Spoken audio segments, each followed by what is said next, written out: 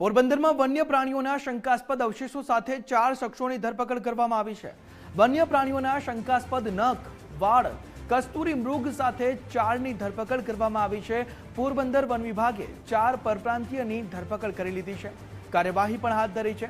શંકાસ્પદ અવશેષોને ફોરેન્સિક માટે મોકલવામાં આવ્યા છે તેવી પણ માહિતી મળી રહી છે। 4 શખ્સોને કોર્ટમાં રજૂ કર્યા બાદ જેલ હવાલે કરવાનો હુકમ કરવામાં આવ્યો છે।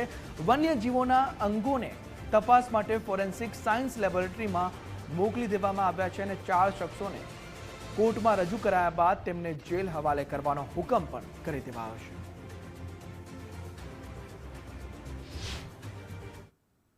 પોરબંદર ચોપાટી ગ્રાઉન્ડ ખાતેથી પરપ્રાંતીય લોકો જે વન્ય પ્રાણીના અવશેષોનું વેચાણ કરતા હોય, ગેરકાયદેસર વેચાણ કરતા હોય, વેપાર કરતા હોય તેવી હકીકત ધ્યાને આવેલ હતી।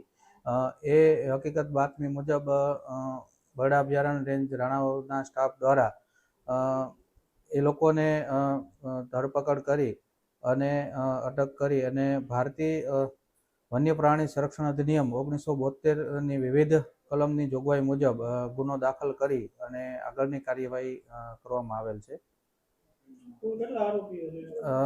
આ કેસની અંદર કુલ 4 આરોપીઓ ઝડપાયા છે, જેમની પાસેથી મુદ્દામાલ તરીકે વન્ય પ્રાણીના શંકાસ્પદ નખ તેમજ વન્ય પ્રાણીને કસ્તુરી મૃગનો શંકાસ્પદ કસ્તુરી મૃગ જેવા પદાર્થો આપણે જપ્ત કર્યા છે।